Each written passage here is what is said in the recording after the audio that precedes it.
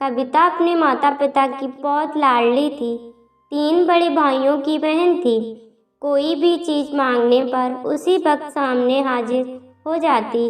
पूरे घर में रौब था उसका। पूरे परिवार और नौकरों पर राजकुमारी की तरह हुक्म चलाती थी कविता। स्कूल में भी पूरा रौब था उसका। बड़े घर की लाडली जो थी वह। ऐसे ही उसने कॉलेज में दाखिला लिया।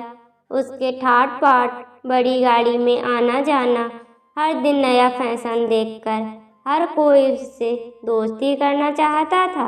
थोड़े ही दिनों में उसके बहुत से दोस्त बन गए। पूरे कॉलेज में उसकी अपनी ही एक पहचान थी। इन दिनों उसके घर एक रिश्ता आया। खानदानी लोग थे और पापा की पुरानी जान पहचान थी उनके साथ। कविता के साथ कोई ज़बरदस्ती नहीं थी, पर कविता ने फिर भी हाँ कर दी, क्योंकि अपने परिवार से बहुत प्यार करती थी। वह जानती थी कि वह लोग उसका अच्छा ही सोचेंगे। लड़के का नाम राज था। राज काफ़ी पढ़ा लिखा और समझदार लड़का था। ससुराल वाले भी बहुत अच्छे थे। ससुराल में कविता की जगह वैसी ही थी जैसी कि मायके में। कोई भी कार्य कविता की सलाह के बिना नहीं होता था। सबकी लाडली बहू बन गई थी वह। फिर उसके घर एक बेटे का जन्म हुआ।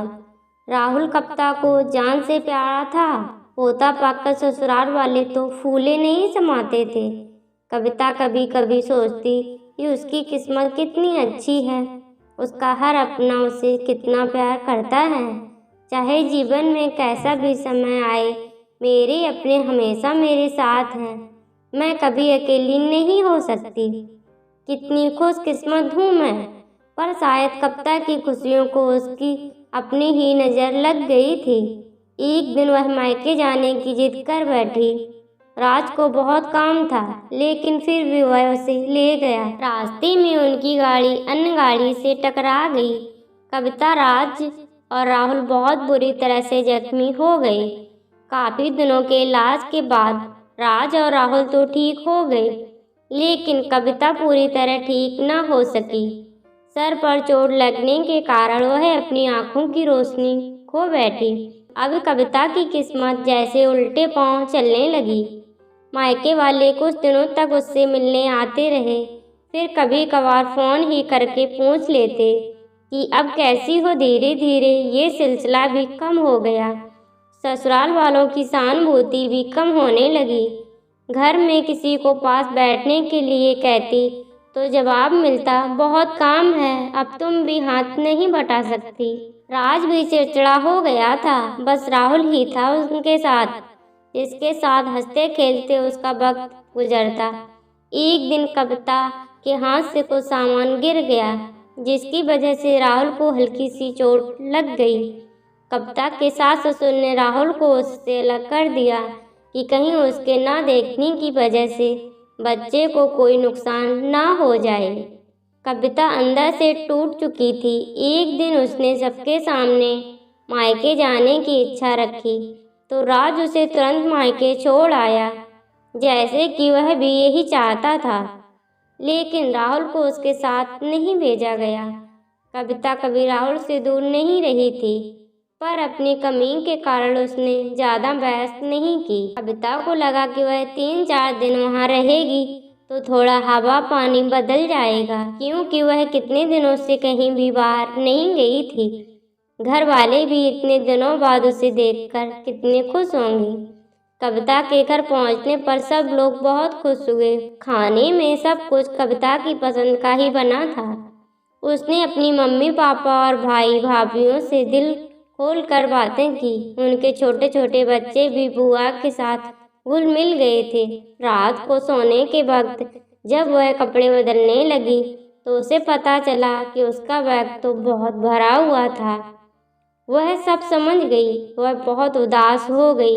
कुछ दिनों तक तो सब ठीक रहा, फिर जैसे सब बदलने लगा, सबका व्यवहार बदल रहा था। वह लोग जैसे थक चुके थे उससे। सब लोग घुमा फिरा कर पूछने लगे कि राज कब आ रहा है उसे ले जाने। वह बहाना बना देती, जबकि वह जानती थी कि उस घर में अब उसके लिए कोई जगह नहीं। कविता से चलते वक्त कुछ न कुछ नुकसान हो जाता। थोड़ी बहुत टोका टाकी उसे सुनाई देती, वह टाल देती। एक दिन उसके हाथ से लगकर एक कीमती फूलदान टूट गया। छोटी भाभी ने बहुत हंगामा मचाया। कविता के माता पिता रोज रोज के झमेलों से तंग आ गए थे। उन्होंने राज को खुद से फोन कर दिया। राज कविता को अपने घर ले गया। कविता को अपने परिवार वालों से ये उम्मीद ना थी। जिस कविता के कहे बिना घर में एक पत्ता भी नहीं हिलता था, उस घर के लिए वह अब बोझ बन चुकी थी। राज के साथ ससुराल आते वक्त वह बहुत खुश थी, क्योंकि वह अपने घर जा रही थी, अपने जिगर के टुकड़े राहुल के पास। परंतु यह खुशी भी कुछ पल की ही थी। सारा बंदोबस्त पहले ही किया हुआ था। कविता को सीधे ऊपर वाले कमरे में पहुंचा दिया गया। राहुल से दूर रहने की सख्त चेतावनी दी गई। एक काम वाली लता को उसकी जिम्मेदारी सौंपी गई, जो उसके खाने पहनने जैसी ज़रूरतों का ध्यान रखती। कविता पहले ज़्यादातर चुप ही रहती, कभी कभी काम वाली लता से थोड़ा बतिया लेती। उसके जरिए राहुल का पता चल जाता। सबकी लाडली बेटी और बहू सबके लिए लाडली से बोझ बन चुकी थी।